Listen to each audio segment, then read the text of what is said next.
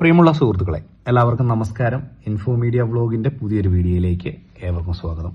വളരെ പ്രധാനപ്പെട്ട ഒരു അറിയിപ്പ്. നമ്മുടെ ബഡ്ജറ്റ് ഇന്ന് പ്രഖ്യാപിച്ചു.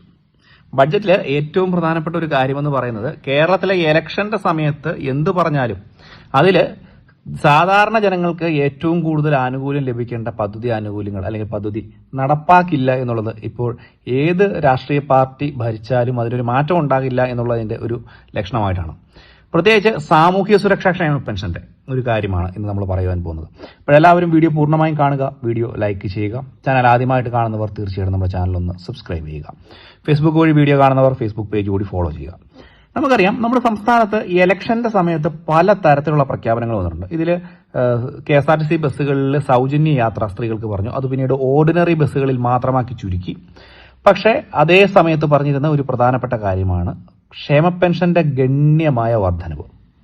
ഒരു കാര്യം ഇതിലൂടെ ഉറപ്പിക്കാം, ക്ഷേമ പെൻഷൻ വർധനവ് ഈ ഒരു നാളിൽ അല്ലെങ്കിൽ ഈ ഒരു സമയത്ത് ഉണ്ടാകില്ല എന്നുള്ളത് ഇന്ന് ബഡ്ജറ്റിൽ തന്നെ, ഈ ബഡ്ജറ്റ് പ്രഖ്യാപനത്തിനോടുകൂടി നമുക്ക് മനസ്സിലായിട്ടുണ്ട്. 1 രൂപ പോലും വർദ്ധിപ്പിക്കത്തില്ലാത്ത സാഹചര്യം ഉണ്ടായിരിക്കുകയാണ്. പറഞ്ഞിരിക്കുന്ന തുകയിൽ നിന്നും മുൻപത്തെ ഗവൺമെന്റ് എന്താണോ വർദ്ധിപ്പിച്ച് നിർത്തിയിരിക്കുന്നത് അവിടെ നിന്ന് ഒരു 50 പൈസ പോലും വർധനവില്ലാതെ വെറും ക്ഷേമ പെൻഷൻ വർധനവ് പ്രഖ്യാപനങ്ങളിൽ മാത്രം ഒതുക്കുന്ന, അല്ലെങ്കിൽ ഇലക്ഷന്റെ സമയത്ത് ഏറ്റവും പ്രധാനമായിട്ട് എടുത്തു കാണിച്ചിരുന്ന പെൻഷൻ വർദ്ധിപ്പിക്കുമെന്നുള്ള ഒരു പ്രഖ്യാപനം വെറും പ്രഖ്യാപനം മാത്രമായിട്ട് ഒതുങ്ങിപ്പോയ ഒരു ബഡ്ജറ്റാണ് എന്നുള്ളത് പറയാതിരിക്കാൻ സാധിക്കില്ല. പലതരത്തിലുള്ള ആനുകൂല്യങ്ങളിൽ സാധാരണ ജനങ്ങൾക്ക് ഏറ്റവും കൂടുതൽ ലഭിക്കേണ്ട ഒരു ആനുകൂല്യമാണ് ക്ഷേമ പെൻഷൻ.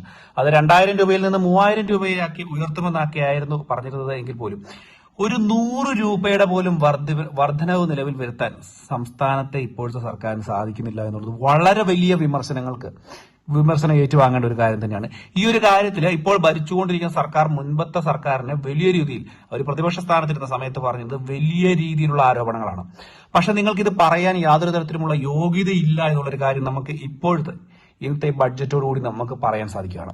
ക്ഷേമ പെൻഷന്റെ വർധനവ് എല്ലാവരും പ്രതീക്ഷിച്ചിരുന്ന ഒരു കാര്യമാണ്. നമ്മൾ തന്നെ കഴിഞ്ഞ തവണ വീഡിയോ ചെയ്തിരുന്നു. 2-3 തവണയായിട്ട് തുക വർദ്ധിപ്പിക്കാനുള്ള ഒരു സാധ്യതയുണ്ട്. ഈ ഒരു ബഡ്ജറ്റിൽ ഉറപ്പായിട്ടും പ്രഖ്യാപനങ്ങൾ ഉണ്ടാകുമെന്നുള്ളൊരു കാര്യം.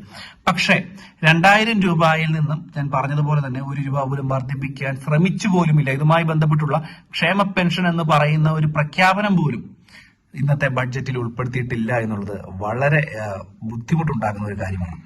പറഞ്ഞിരിക്കുന്ന കാര്യങ്ങൾ 1 മാസം വരെയൊക്കെയാണ് ഇതിന് സമയം പറഞ്ഞത് ബഡ്ജറ്റിൽ നമ്മുടെ ക്ഷേമ പെൻഷന്റെ വർധനവ്.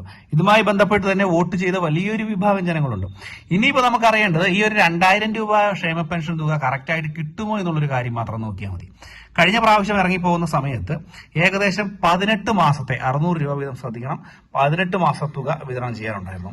നമ്മൾ ഒരു പാർട്ടിയുടെയും ഇതായിട്ട് പറയുന്നതല്ല, അല്ലെങ്കിൽ ഒരു പാർട്ടിയുമായി ബന്ധപ്പെട്ട് പറയുന്നതല്ല. എനിക്ക് ഒരു രാഷ്ട്രീയവുമില്ല. പക്ഷെ പറയേണ്ട കാര്യങ്ങൾ കറക്റ്റായിട്ട് പറയേണ്ട സാഹചര്യമാണ്. പ്രഖ്യാപനം എന്നുള്ളത് പറയുന്നത് ചെയ്യാനുള്ളതാണ്, അല്ലാതെ വെറും പ്രഖ്യാപനമായിട്ട് മാത്രം ഉരുട്ടിക്കൊണ്ട് ജനങ്ങൾക്ക് കൊടുത്തിട്ട് പോകാനുള്ളതല്ല. അത് VD സതീശനായാലും പിണറായി വിജയനായാലും എന്തെങ്കിലും പ്രഖ്യാപനങ്ങൾ നടത്തിയിട്ടുണ്ടെങ്കിൽ അത് ചെയ്യേണ്ടത് ജനങ്ങൾക്ക് വേണ്ടിയാണ്. എന്തുതന്നെയായാലും 1 രൂപയുടെ പോലും ബഡ്ജറ്റിൽ വർധനവില്ലാത്ത ക്ഷേമ പെൻഷൻ 2000 രൂപ ഇനി എത്ര നാളോട് കിട്ടും